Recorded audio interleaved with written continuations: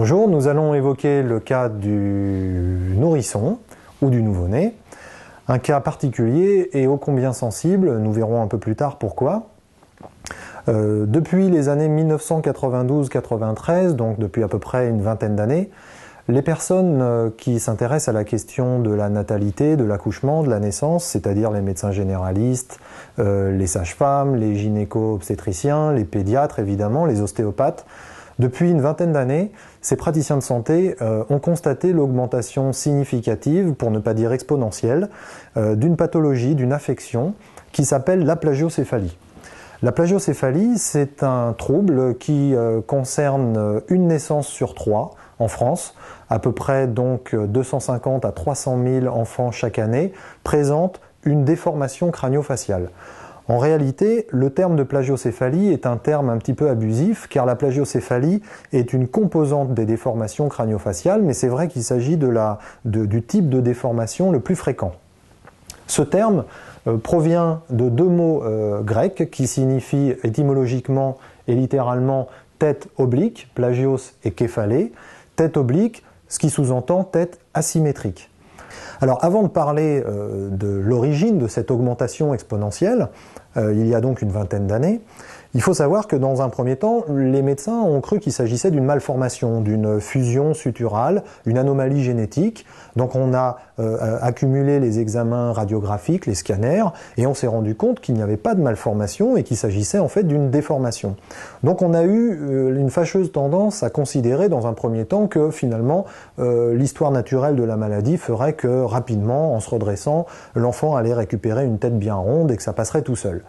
Aujourd'hui, 20 ans après, la littérature démontre que ce n'est pas vrai, que dans la majorité des cas, cette déformation persiste et que même parfois elle s'aggrave et que au-delà des répercussions esthétiques, dans de nombreux cas, on a des répercussions fonctionnelles qui peuvent être orthodontiques au niveau de la mâchoire, orthopédiques au niveau du cou et du dos, ophtalmiques, ORL, des troubles ventilatoires également pour certains enfants qui peuvent aller jusqu'à des troubles du sommeil et donc de l'apprentissage, des troubles psychomoteurs, notamment par rapport à la latéralisation, des troubles de la concentration, des troubles cognitifs. La littérature recense donc énormément de répercussions par rapport à ce petit phénomène qui est finalement, qui peut paraître anecdotique à la naissance et qui pourtant pourrait être réparé ou récupéré très facilement pour peu qu'on s'en occupe le plus rapidement possible. Alors pourquoi la plagiocéphalie a augmenté de manière exponentielle ces 20 dernières années ? Il semblerait, et là on est dans on formule des hypothèses, on fait des supputations sur les facteurs qui concourent à l'apparition et à l'augmentation de la plagiocéphalie. Il semblerait que essentiellement la majorité de ces déformations crânio-faciales proviennent d'un torticolis de l'enfant acquis pendant la naissance, pendant l'accouchement ou dans le ventre de sa maman, plus rarement après la naissance. Ce torticolis est associé à un décubitus dorsal, c'est-à-dire l'enfant est couché sur le dos de manière statique. Ça, c'est directement issu d'une recommandation de l'Académie américaine de pédiatrie dans les années justement 1992-93 qui a recommandé de manière impérative de coucher les bébés sur le dos. Donc un enfant qui est couché toute la journée ou presque sur le dos en position statique avec un torticolis va finalement, sous l'effet du poids de sa propre tête, développer une déformation de son arrière-crâne qui parfois peut s'accompagner d'une déformation même de l'avant-crâne. Et cette déformation va devenir ce qu'on appelle une plagiocéphalie. Donc l'enfant naît avec un torticolis. On verra dans les conduites de prise en charge que, en général, ce torticolis est favorisé par différents éléments de mécanique obstétricale ou par des éléments relatifs à la maman, notamment des éléments maternels par rapport à l'âge de la primiparité, par rapport à une éventuelle grossesse gémellaire ou si on a eu un accouchement déclenché. Là, encore une fois, on est dans de l'hypothèse, mais c'est quand même des éléments assez forts qui sont retrouvés dans la littérature pour expliquer l'apparition de ce torticolis.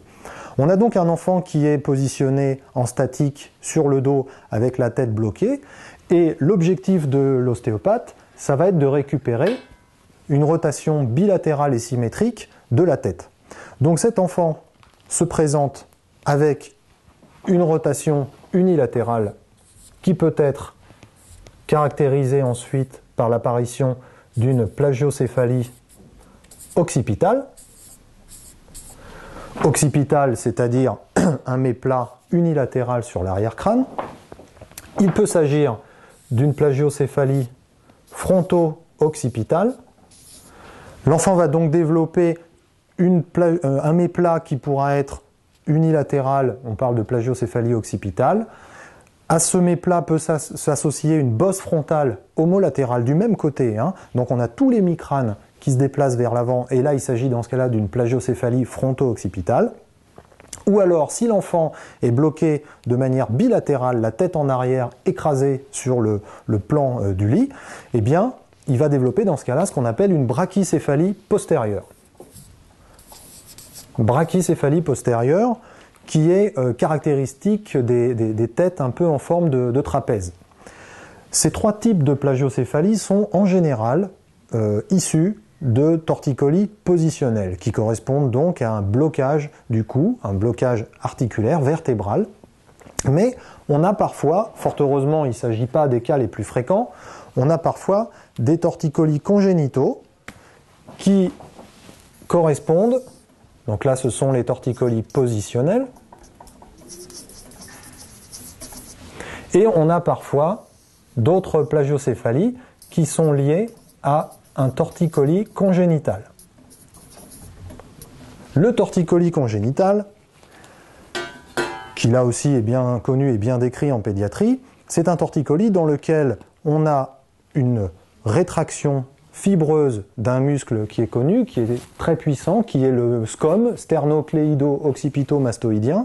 Ce muscle-là est très puissant, très important dans la statique et dans la dynamique du cou, et pour des raisons qu'on ne connaît pas exactement, il y a des enfants qui naissent avec un muscle sternocléido-occipito-mastoïdien rétracté, un muscle fibrosé, serré, avec un nodule fibreux comme un kyste induré. Et évidemment, dans ce cas-là, l'ostéopathe ne peut pas assurer la prise en charge, en tout cas pas dans un premier temps, car il est impossible de travailler la charnière crânio-vertébrale.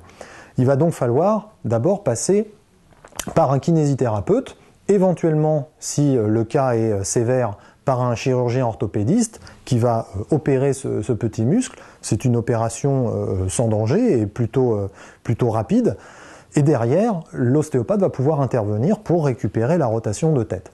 Mais quoi qu'il en soit, le rôle de l'ostéopathe, le rôle le premier, le plus important, dans l'apparition d'une plagiocéphalie ou d'une déformation crânio-faciale, quelle qu'elle soit, ça va être de récupérer la mobilité bilatérale et symétrique de cette charnière crânio-vertébrale.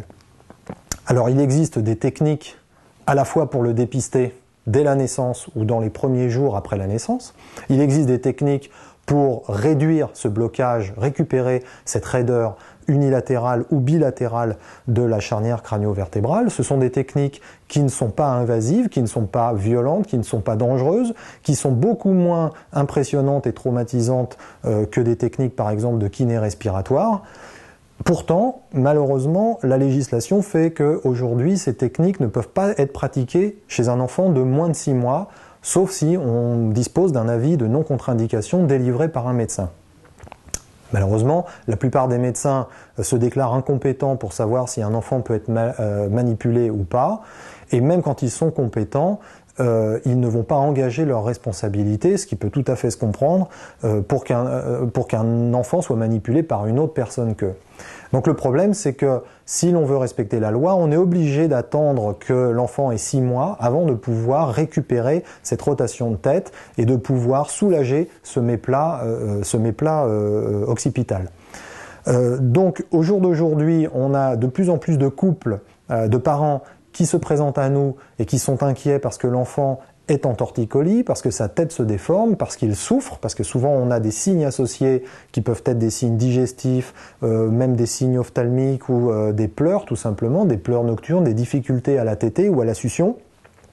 Et on est dans l'obligation, en théorie, légalement, de dire aux parents que l'on doit attendre qu'il ait 6 mois, ce qui représente quand même un délai extrêmement long pour la plupart de ces patients.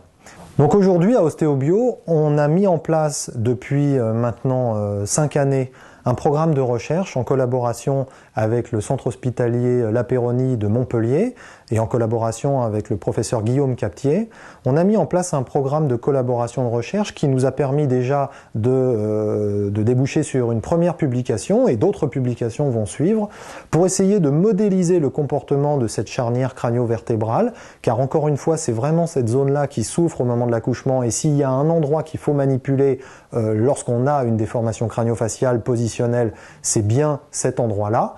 Et de ces études-là, on espère que des protocoles cliniques vont découler ultérieurement pour mettre en évidence l'impérieuse nécessité de traiter le plus tôt possible l'enfant au moment de la naissance ou juste après les naissances, dans les jours ou les semaines qui suivent la naissance, de manière, encore une fois, à dépister un éventuel blocage de cette charnière crânio-vertébrale, comme on le fait pour les luxations congénitales de hanche, comme on le fait lorsqu'on réalise un score d'Apgar pour examiner la coloration de la peau, examiner les réflexes ou le rythme cardio-respiratoire.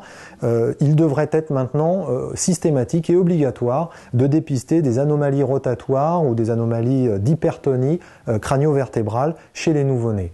Il ne faut pas oublier qu'il y a à peu près 800 000 naissances en France par an et que, selon la littérature, 16 à 48%, ça dépend des études, mais même si l'on prend une moyenne, disons 32-33%, c'est-à-dire un tiers des enfants à la naissance présentent un torticolis et une plagiocéphalie dans les jours ou les semaines qui suivent. Évidemment, tous les enfants n'ont pas besoin d'être pris en charge, tous les enfants n'ont pas besoin d'être traités, mais tous doivent être dépistés et tous doivent subir un petit examen rapide, absolument indolore, au moment de la naissance ou dans les jours ou les semaines qui suivent la naissance. Nous espérons évidemment avec ces recherches pouvoir faire évoluer la législation et sensibiliser le monde médical et hospitalier à la nécessité de tenir compte du comportement et des contraintes subies par cette zone crânio-vertébrale chez tout nouveau-né qui arrive au monde. Je vous remercie de votre attention.